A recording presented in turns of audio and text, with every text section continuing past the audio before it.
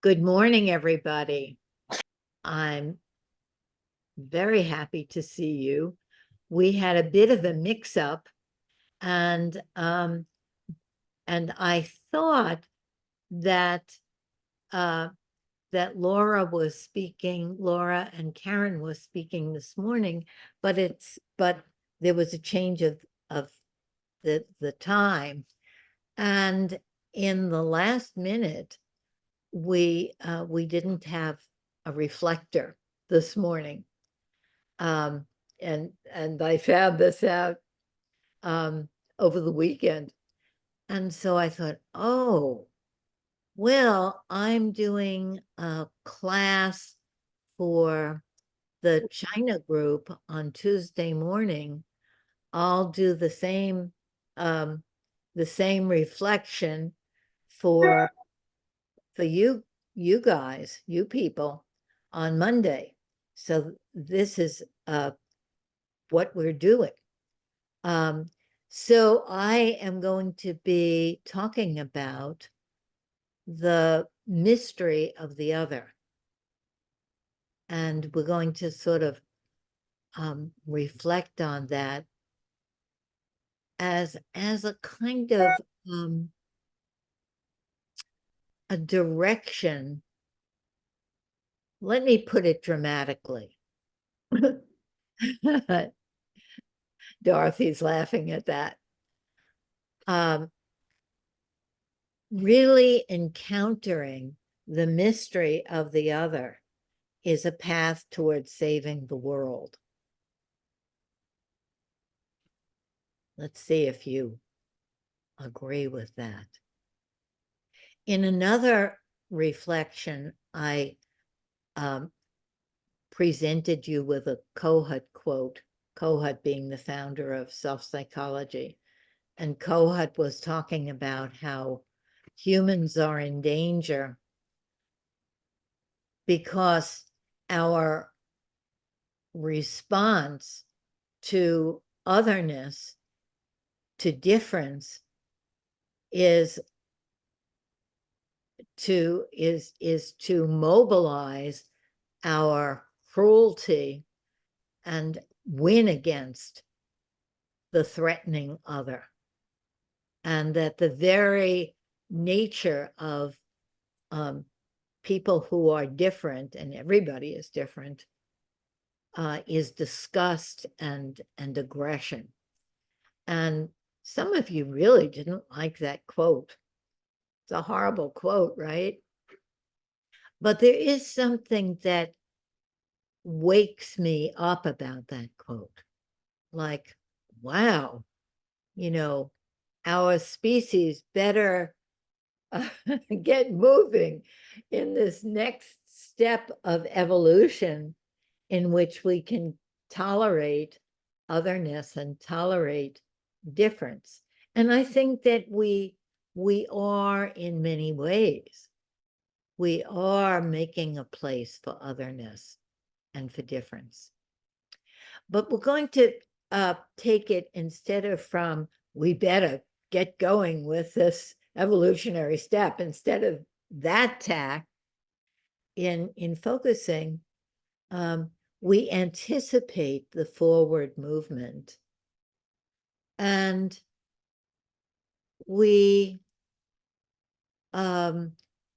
cultivate it by seeing where we're going, where we want to go, what's possible. And that's what we're going to be doing this morning. So instead of starting from a position of how we are fucking everything up on this planet, in this species, we're going to start from the position of how amazing it is to encounter the other. So I want you to go there with me this morning. Every person is an unfathomable mystery. including ourselves. And as I'm talking to you, you might be gazing at the screen, at the faces. And I would really appreciate it if those of you who don't have your cameras on would put your cameras on so that we could have your face, represented with all the faces. Yes, thank you. Thank you very much.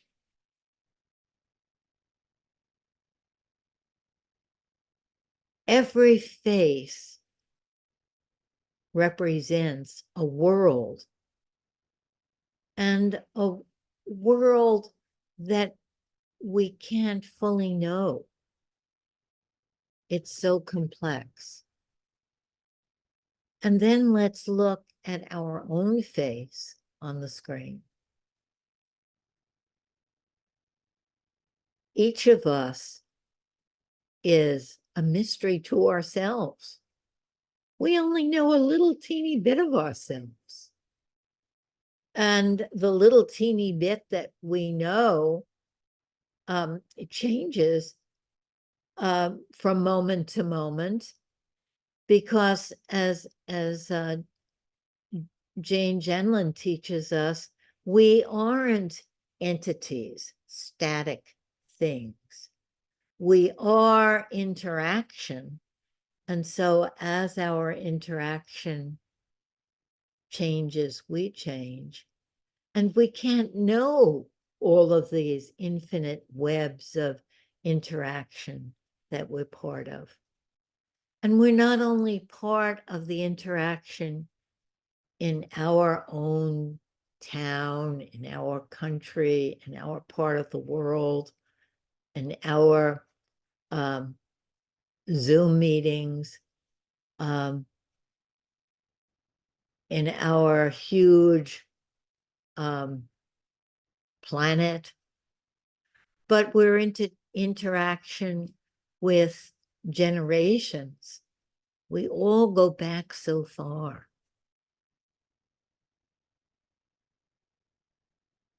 Even our bodies.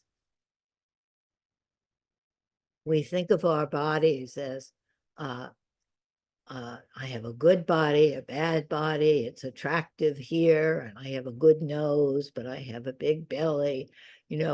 We objectify our bodies, and we objectify other people's bodies and make them into things.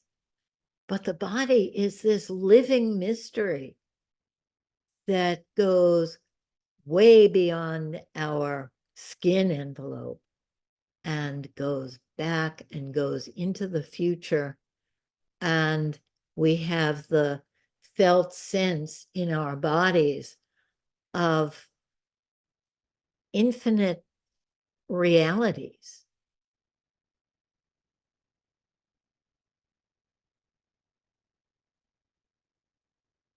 It's difficult for us to grasp how complex the other is, and the other of ourself is. And I think always we're trying to simplify. And of course, I'm trying to simplify and giving you this little reflection also, right? I'm simplifying this huge mystery. But we simplify, especially when we're anxious, especially in social political situations, but in all situations. We want to feel that we know ourselves, and we want to feel that we know the other. I'm thinking of parents who will say, I know my child. My child comes from the same genetic everything, and I've known this one since he or she was born. But then when you talk to the child and you say, oh, do your parents know you? No, my parents don't know me. My parents think I'm this way and this way. And also with partners, right? You think you know the other. You know them like a book. And then they surprise you. And it's like, oh my God, they're like that. Or they could surprise you in good ways.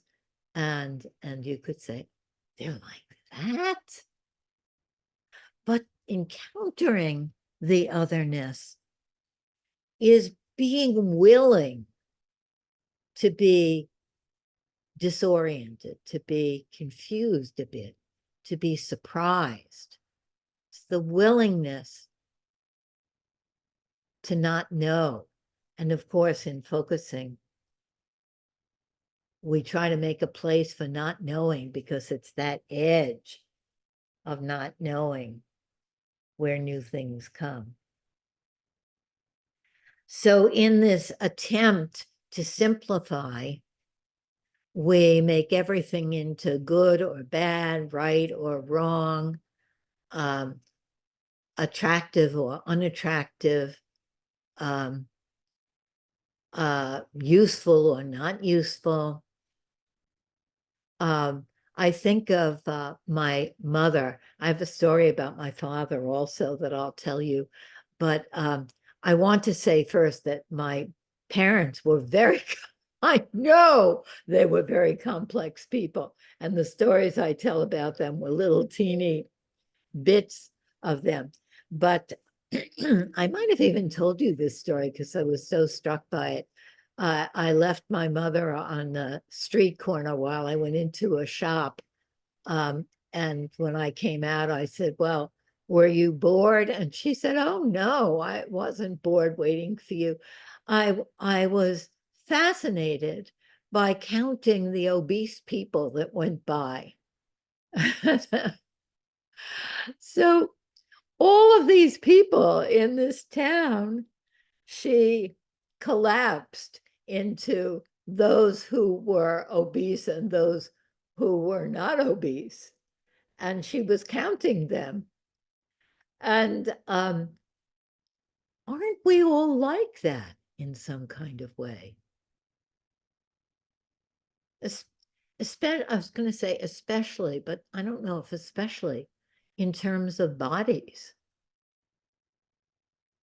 Each body is a mystery that scientists or ourselves or can never know.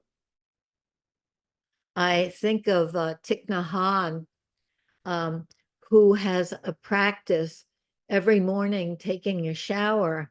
He looks at his body and he thinks of his ancestors and thanks his ancestors for his body.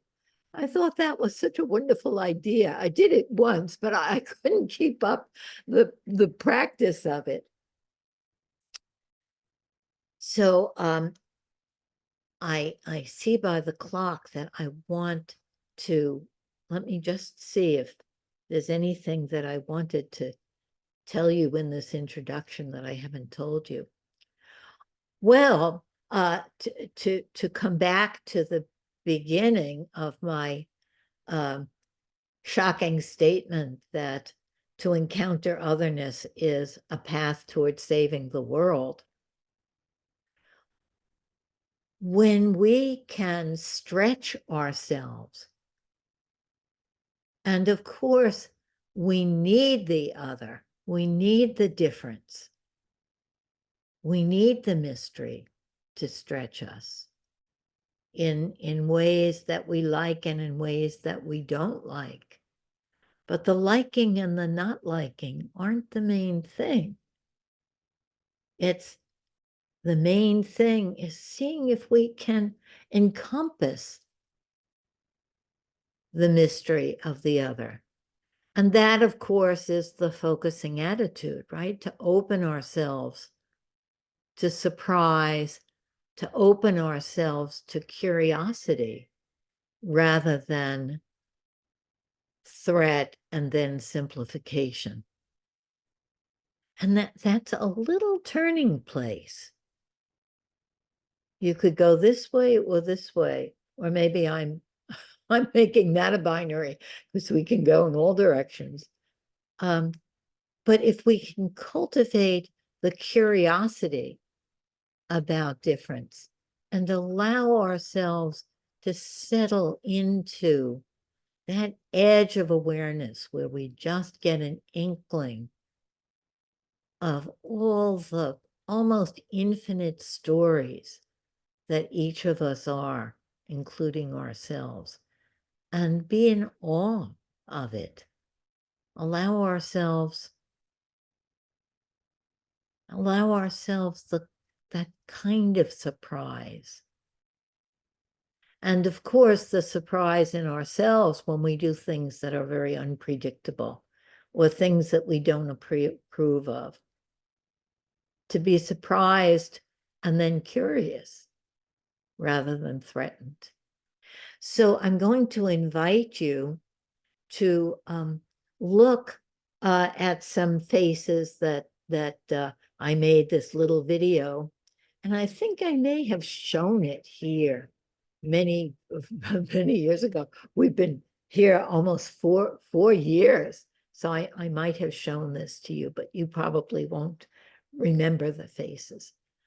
But we're going to look at these faces, and then we're going to continue to look at the faces on the screen with the same kind of curiosity that we can more easily, we want to lift the light weight of, the 2-pound weight of strangers before we pick up the heavier weight of looking at ourselves here.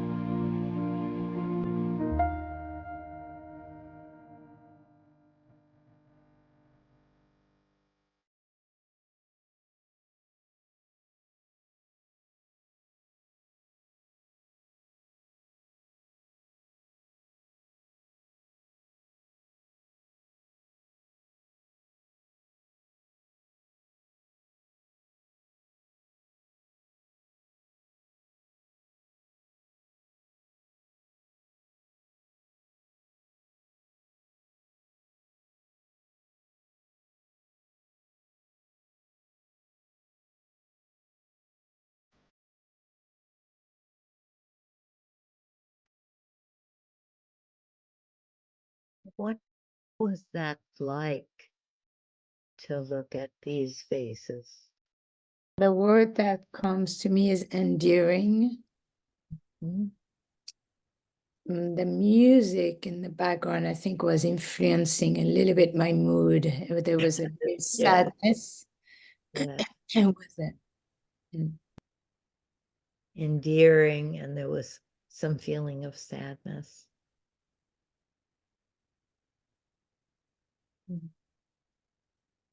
Very moving. Mm. Yeah. What, say it a little bit more about it being moving. Journey through different faces and the humans, the animals, that feeling of some deep recognition with every face, human and animal. Yes, Yeah. yes, Someone's in there looking out. Yeah. yes. Jane said that the person is the one that looks out at you from behind their eyes. Yeah. I liked the old and the young contrast together. That was very moving to me. Mm.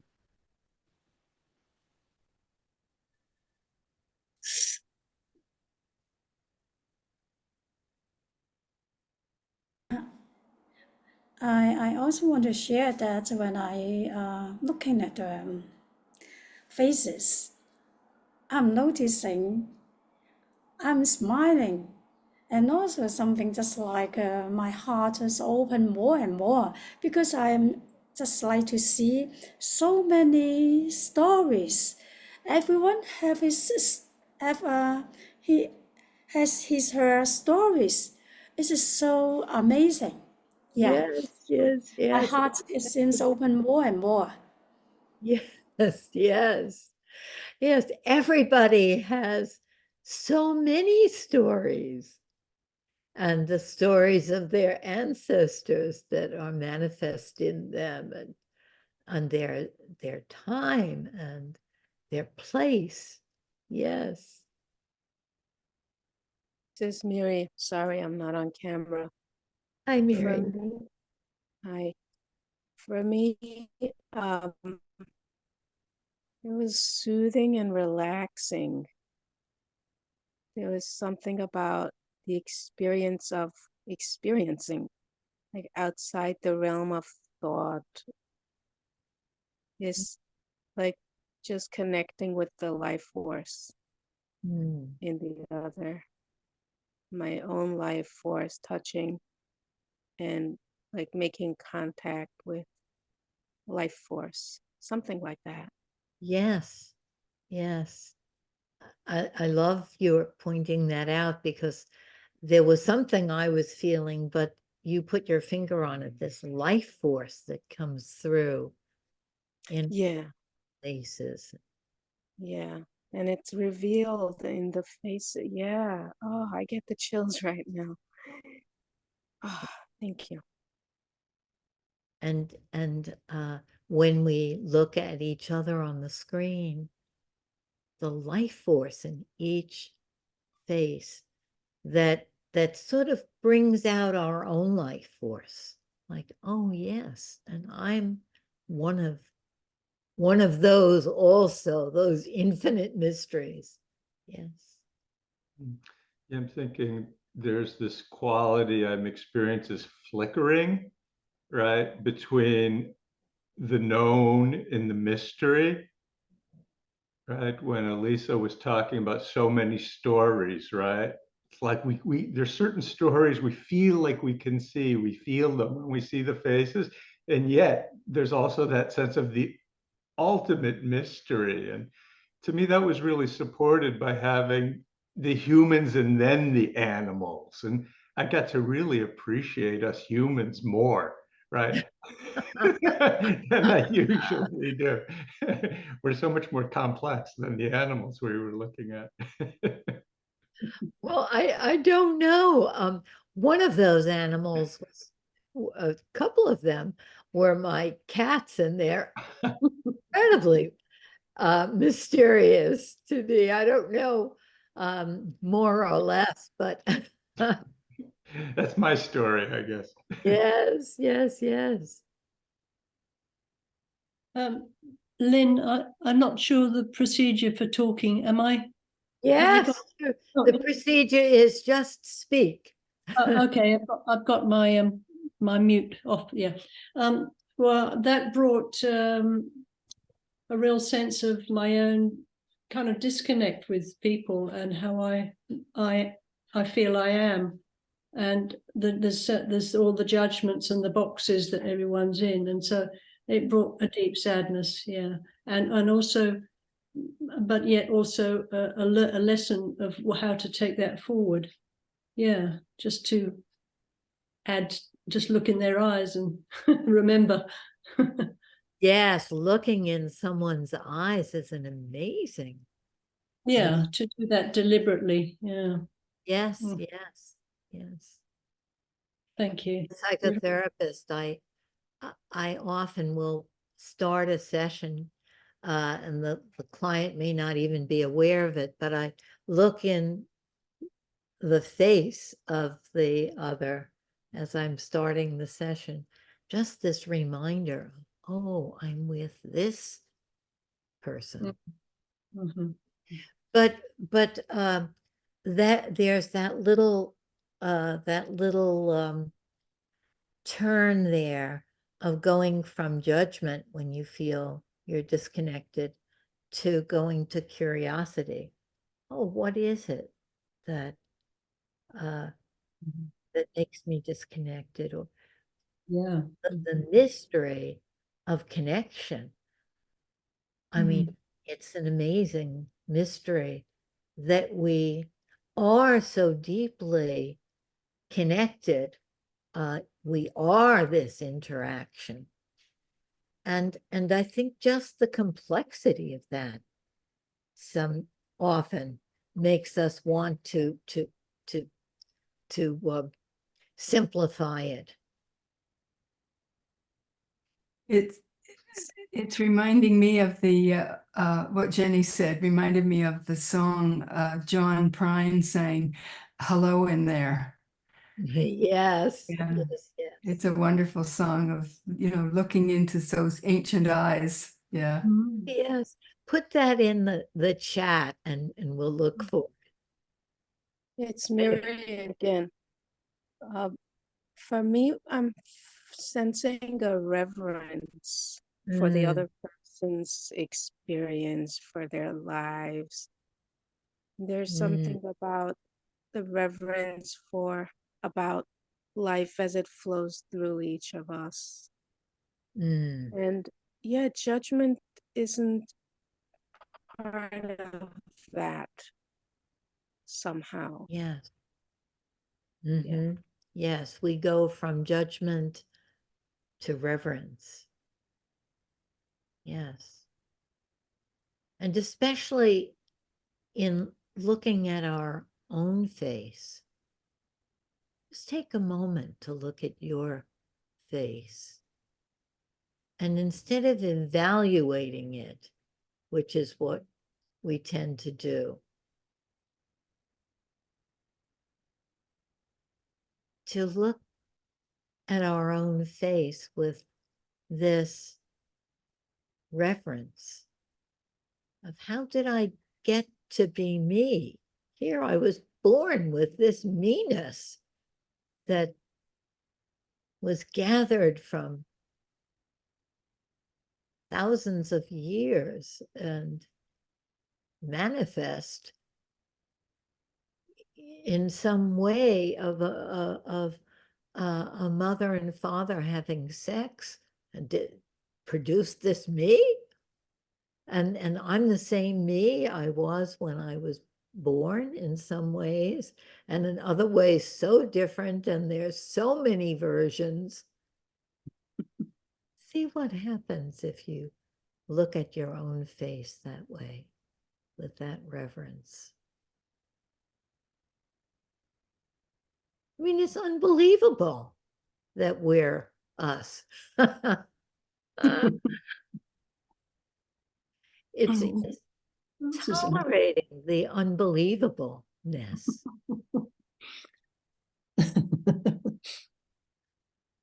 Oh, yes. There we are. Yes, I see. I see as people are looking, as you're looking at your own faces, I see the recognition. Hello in there. Yeah, hello in there. Levinas, who is a philosopher, a little before Jean Genlin, talks about the face of the other making a claim on us.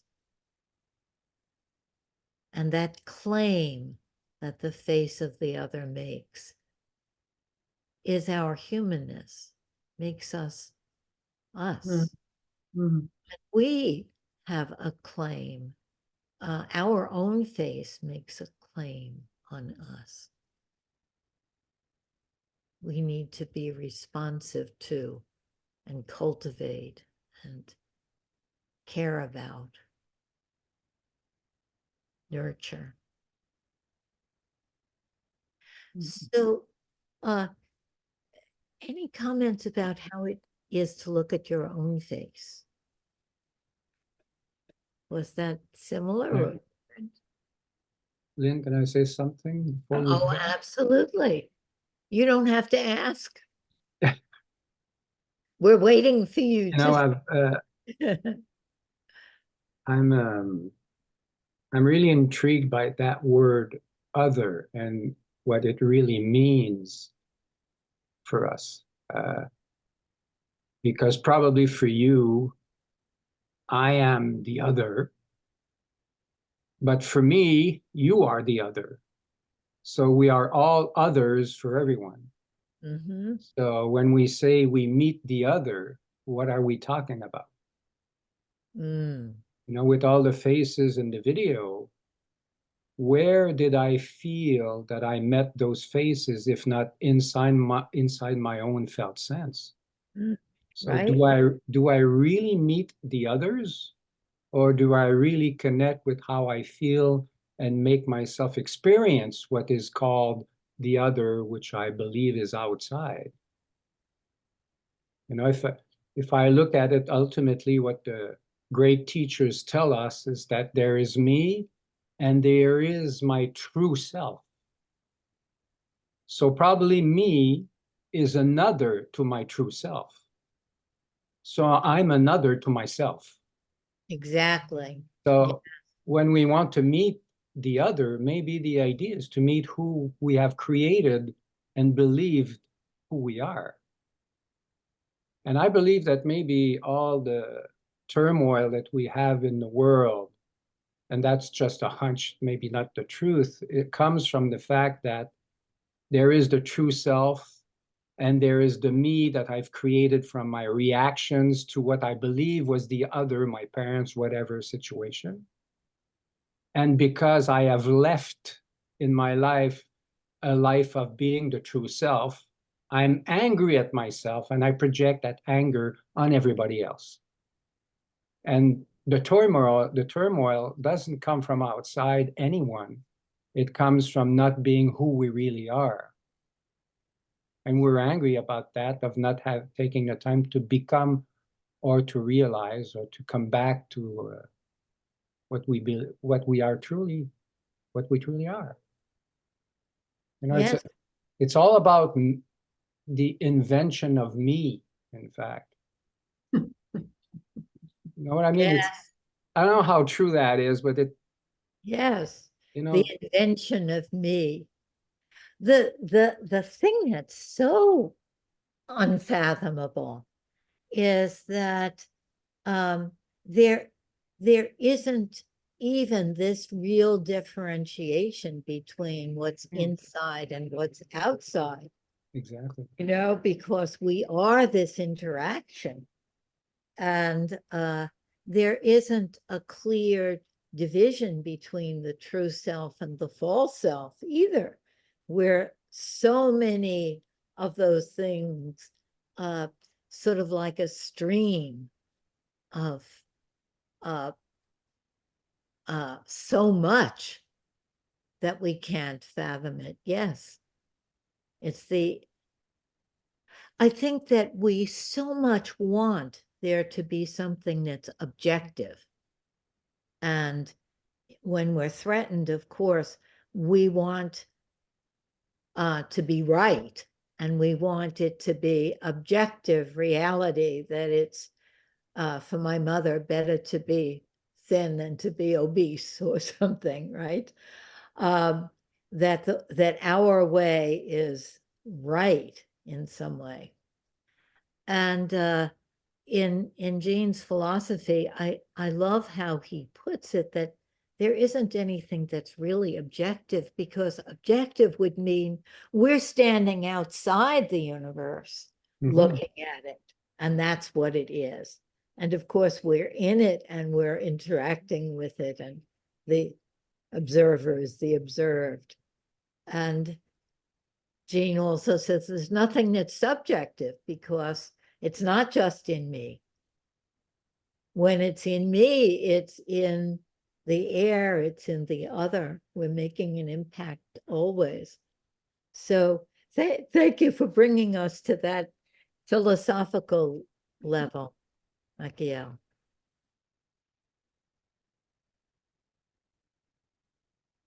Thank you to you. To me, Lynn, you use the word recognition at one moment, and my sense was recognition and non-recognition about myself, and it has to do with what you were just saying, Michael and Lynn.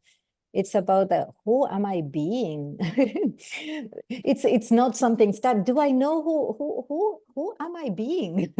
And this is same as what Elisa said, and I was feeling the same, so many lives, so many stories, so many mysteries, so many struggles and joys, and same about us, and about the mystery of ourselves within ourselves, and with others, and the shared, I was going to say humanness, but I would say beingness, because I like to include animals and beings, the shared beingness, and at the same time the subtle individuality. So the shared and the individual, and this comes up all the time. But what came up mostly for me was the mystery about my own beingness. Yes. Yes. We're all so much more alike than different, and we're all infinitely different as well. Okay, I'd like you to play with me one more step, and then we'll have some comments about that, and then we'll go into it further in our breakout rooms. So if you'll take a few breaths and maybe close your eyes if you want to, and feel how gravity is holding us, and let go into that vast universe that we're part of.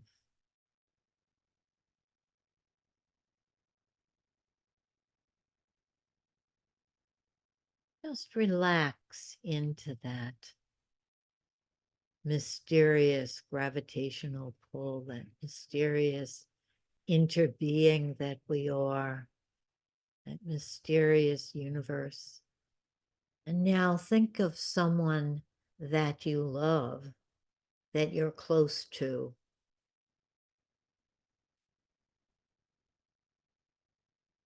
Someone that you feel you know.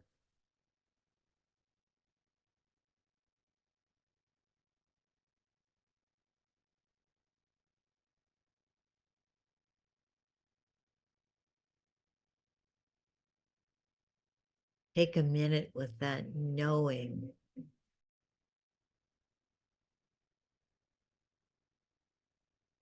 You know the expression on the person's face. You know how they move their hands. You know where they get stuck in their lives.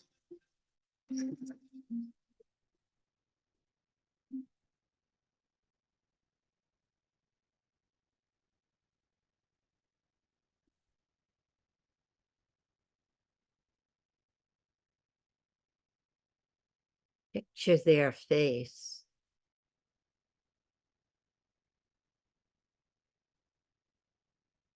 And then move into what you don't know.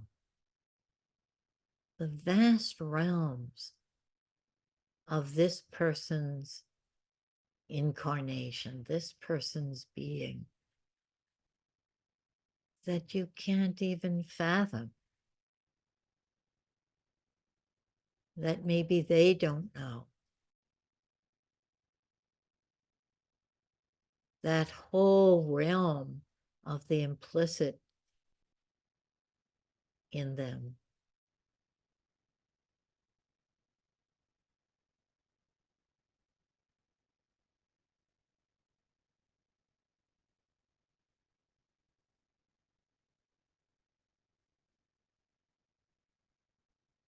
See what it's like to be with the not knowing. And the curiosity to let that person that you know so well, your friend, your parent, your child, your partner, your neighbor,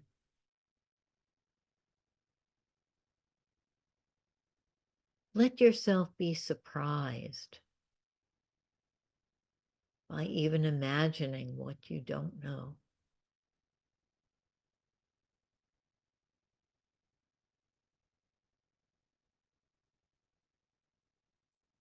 And now I want you to think of someone that you don't like, someone that you're threatened by.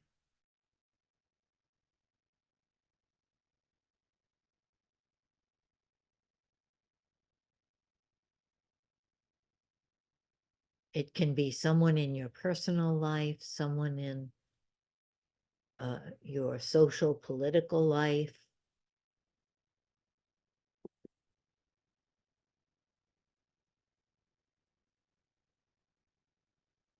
And feel that felt sense of the not liking, because that's so complex. How don't you like them? What does that feel like? But allow it.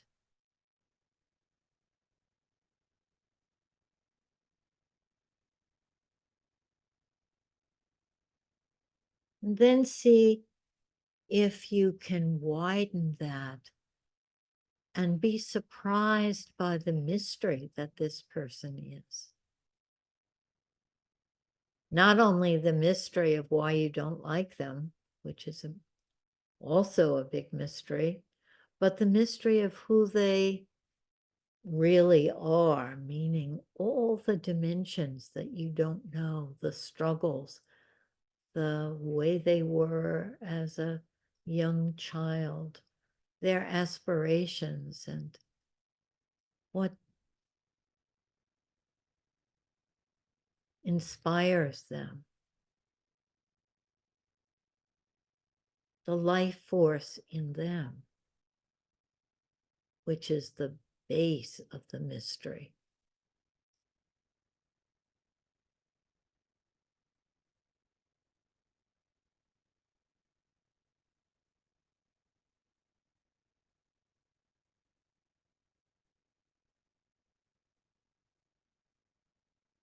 Let's see if your curiosity could open just a little bit there.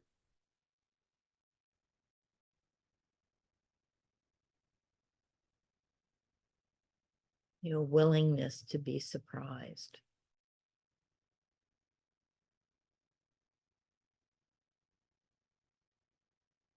And when you're ready, come back to our group.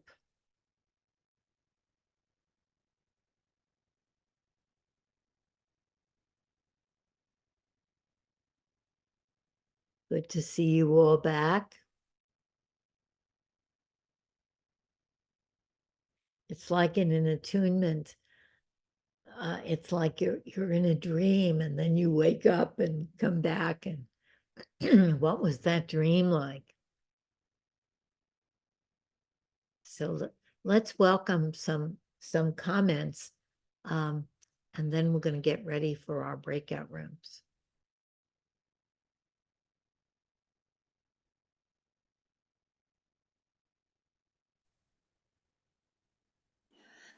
May I share something?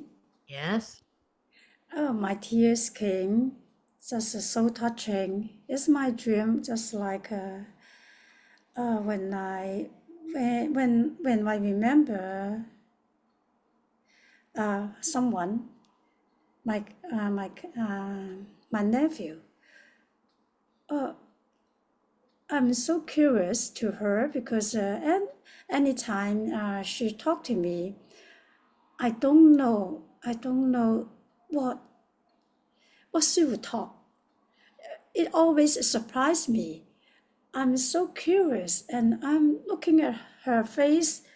I'm so touching that, oh, it's the girl. It's just so amazing. So, it's so amazing. I don't know how to describe because I think it's not a smart guy. It's just like you said, the mystery. We don't know the person.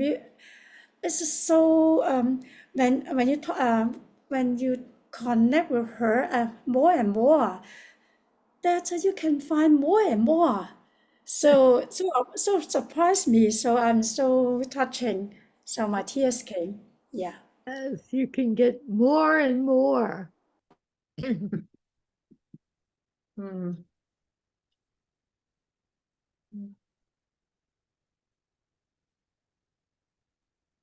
Yes, anybody else? Well, Lynn, I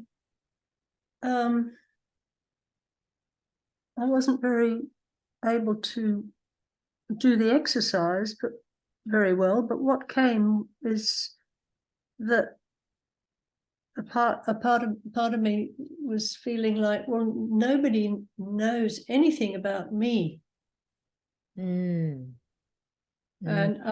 hence, I ought to write my life story. Blah blah blah. I've said that many times. So it was just, I could recognize that nobody knows anything about me. That was very tangible. But the other one was less tangible when I was practicing that. But this one's definite, very clear. No one knows anything about me. Yeah. And you want us to know you. Yes, thank you. Yes. Yes. Isn't that's that life force, right? That wants to connect. And the way to connect first, maybe I'm making this up, but what I got was the first step is to let people know you, to write your story. But even in speaking in this group, we're getting glimpses of you. Yes. You're letting us know you. Yeah, well, that's really why I'm here.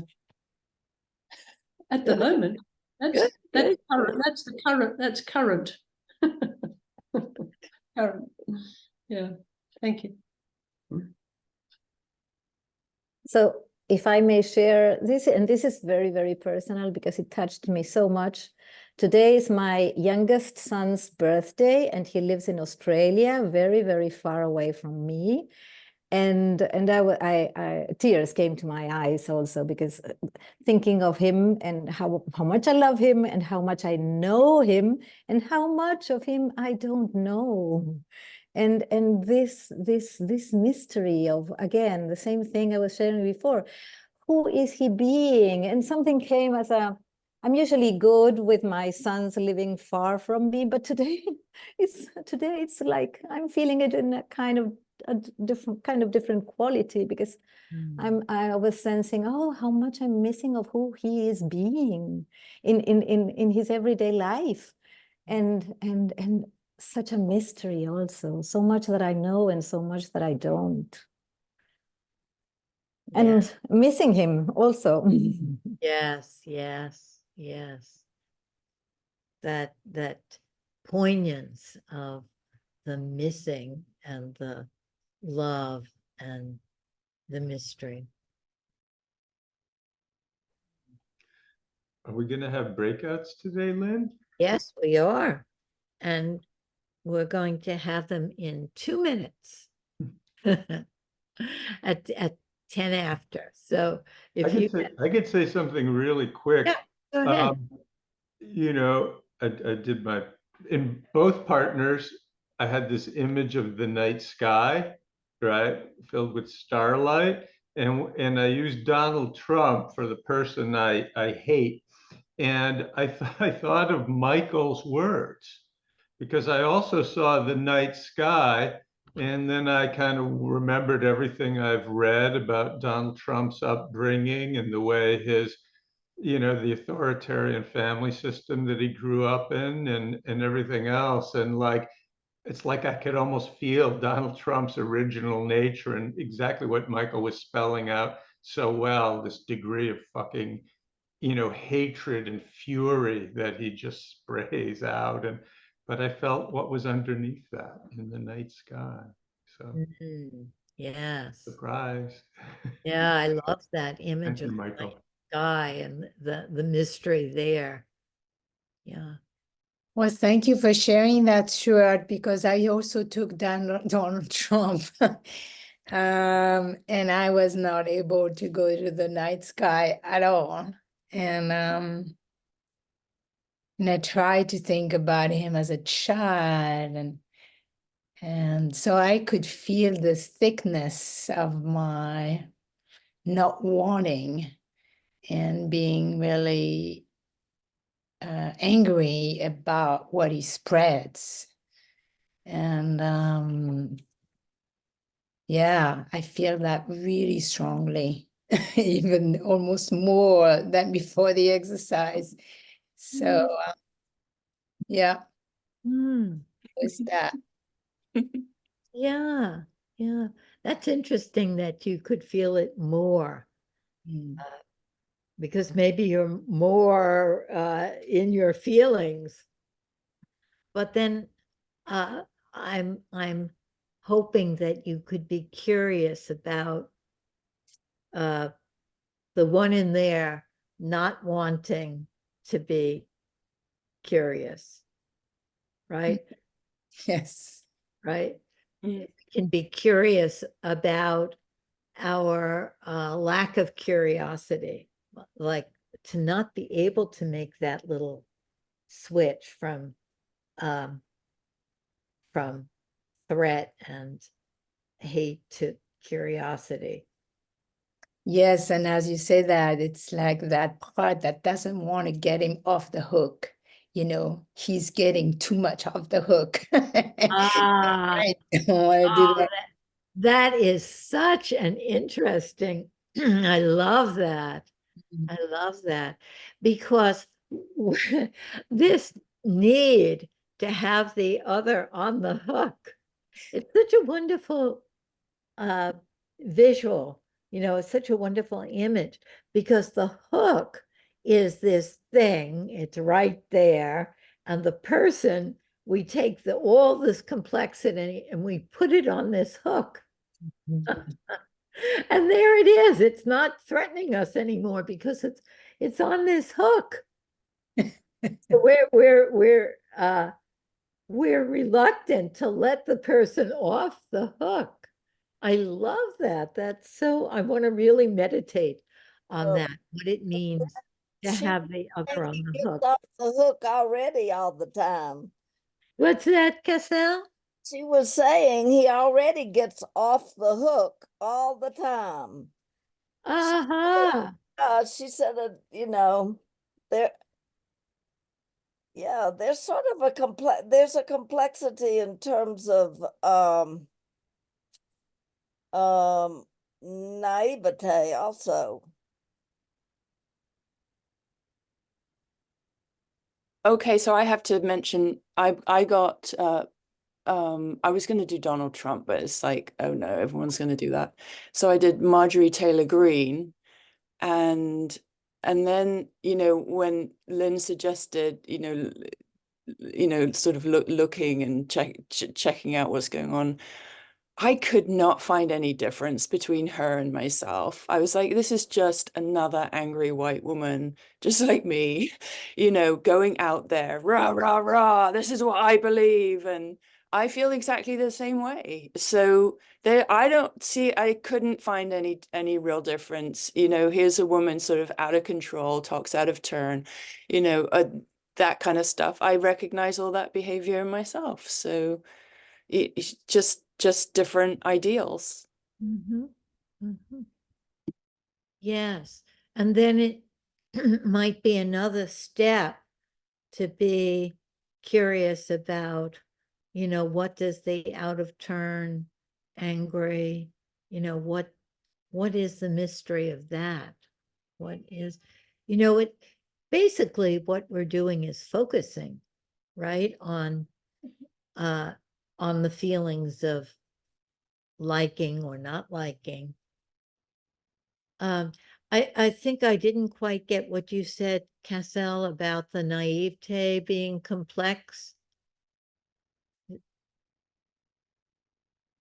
I like that idea that our naivete is very complex.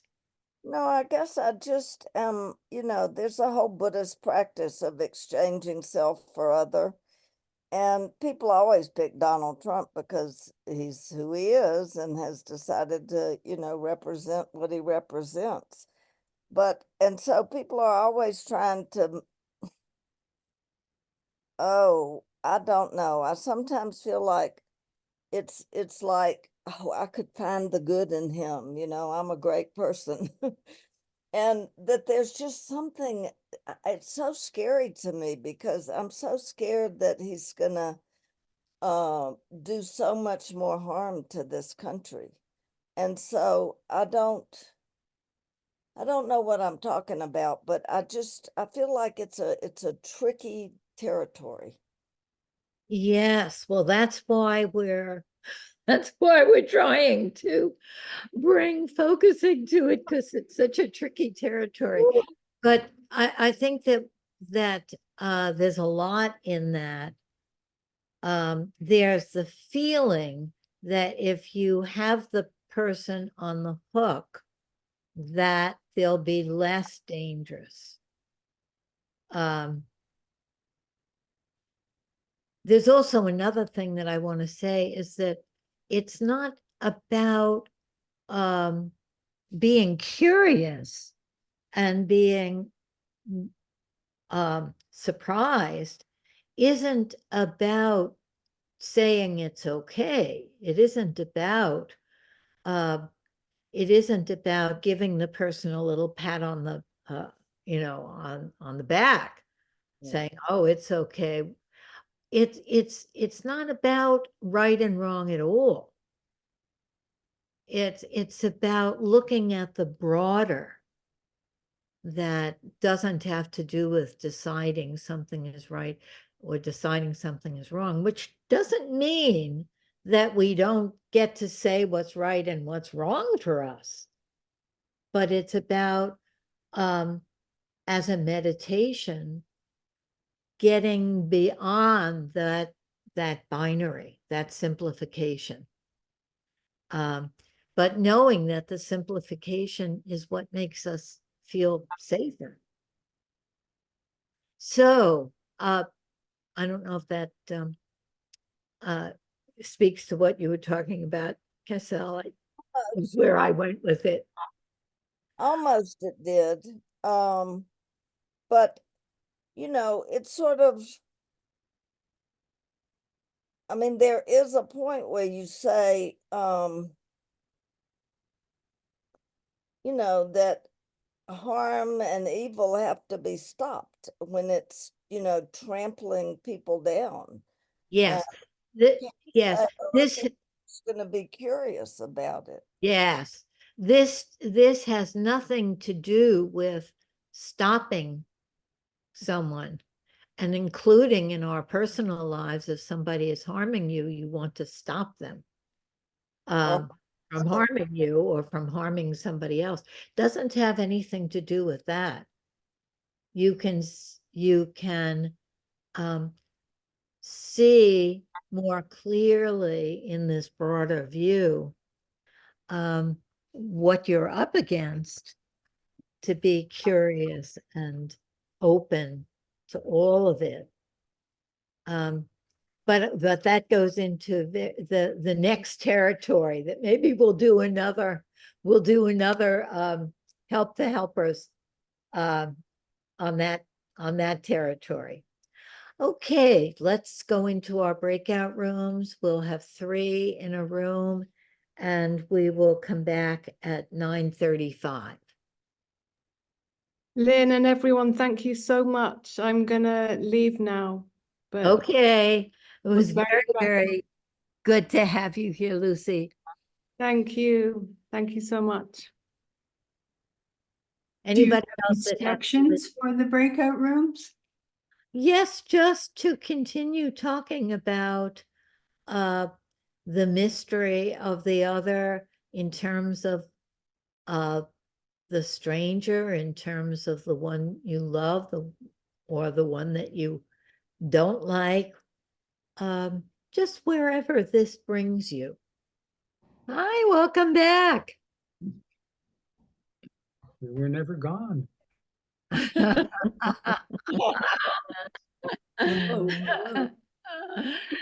Yes. So, how was your breakout room? Too short. Mesmerizing. Short, yes, yes. Yeah, you really needed more time.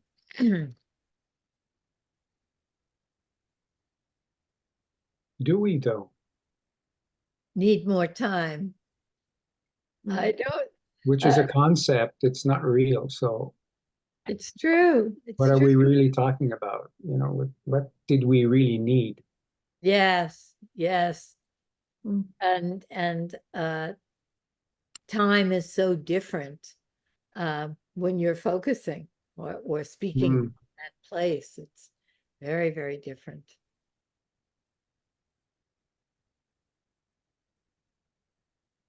Could say a few words.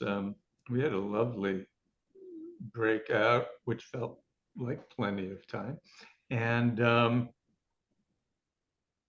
I think there was this shared sense that when we feel met, when we feel like together, like an us, as we were able to find in our triad, right? Something in the sense of like the defensive aspects of self kind of relax.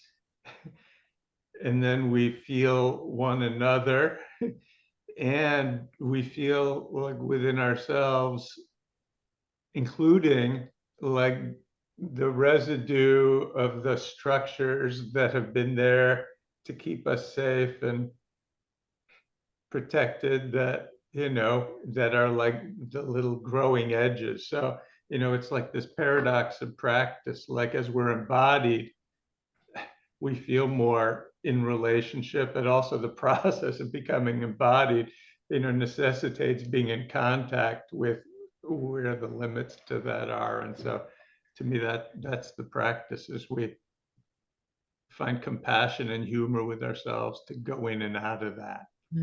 Right, right, right. Yeah, thank you. The reason it felt too short is because there was so much coming up for each person, and we were just on the edge of more. Right. We were just Yes. like, yes. oh, I want them more. Yes, yes, yes. And then it was boom, we're gone. Oh, no. Just on the edge of that. Yeah. I felt a sense of some shame and disconnection. like I said something not wanted or wrong, and I felt like that, ooh, like that little othering, othering feeling, like Yes. Yeah. That feeling is sort of at the heart of when the mystery turns it, you know, sort of turns into this feeling pinned, feeling othered. I think feeling othered is like being reduced to something. But then if each of us can embody that that feeling of curiosity about the mystery, when we feel sort of collapsed into this simplicity, we can breathe into that and fill ourselves out again to that larger, more complex version, or many versions. I don't know if that made sense, but I wanted to respond to that feeling. Lynn, when you were talking about earlier before we broke out, it reminded me of the poem, I'll Be on the Field of Right and Wrong, I'll Meet You There, the Rumi poem. Yes. It made me think a bit more about that it's not like we'll meet there and stay there. We might even just touch that and come back. And just even touching that can change the interaction coming back. So absolutely, yes. Right. Yeah. Yeah, even knowing that there is a field. Yes. Yeah. Even knowing that that's there and we can touch it makes a huge difference. this is Miri here. Not reporting on what happened in the small group, but rather reporting on what's coming up for me now, which is the idea or the sense of, at some point, each one of us was an innocent newborn. Mm-hmm. Yes. Not only was, but is. Is. Oh, yes. Oh, yes. Yes. The innocent explanation for everything we do, think, say. Oh. Yeah, all those parts of us, all those stories, all those experiences are living in us.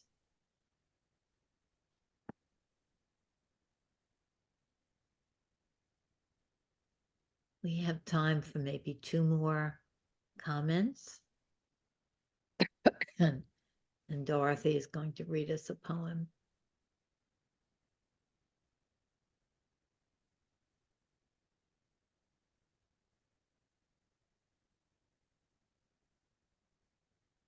If I may share, I was thinking about how the otherness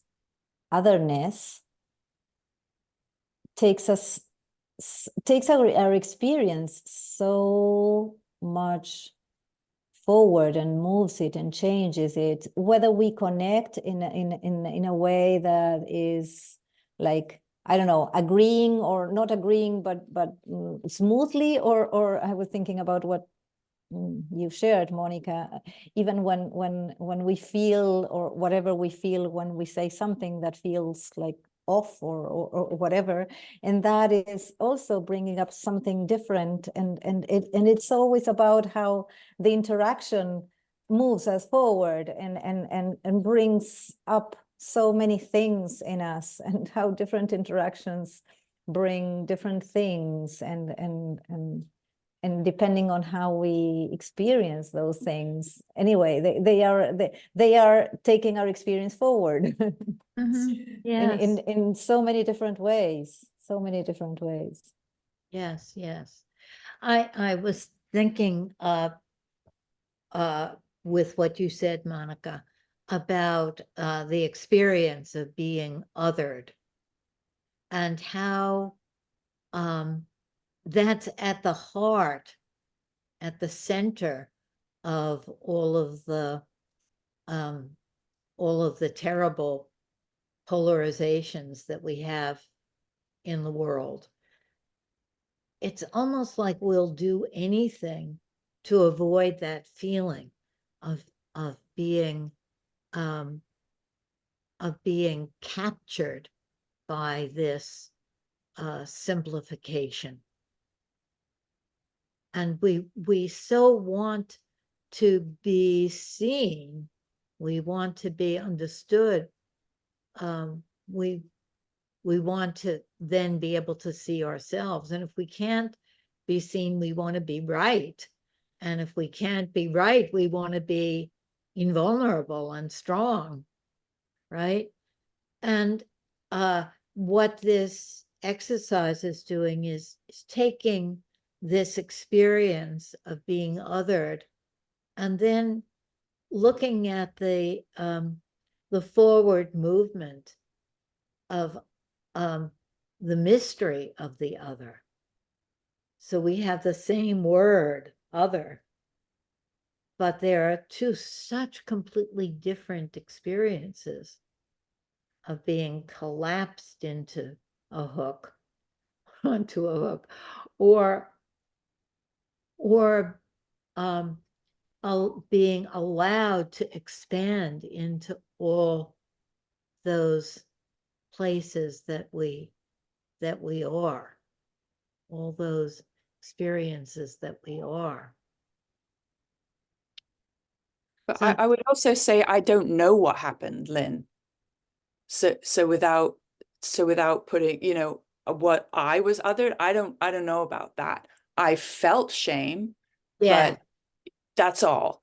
you felt you felt, of course, you felt this feeling, right? It was like you had a little taste of this feeling that is so horrible, all of us, and all of us are othered, you know, in various ways. And then you could really be curious about that experience.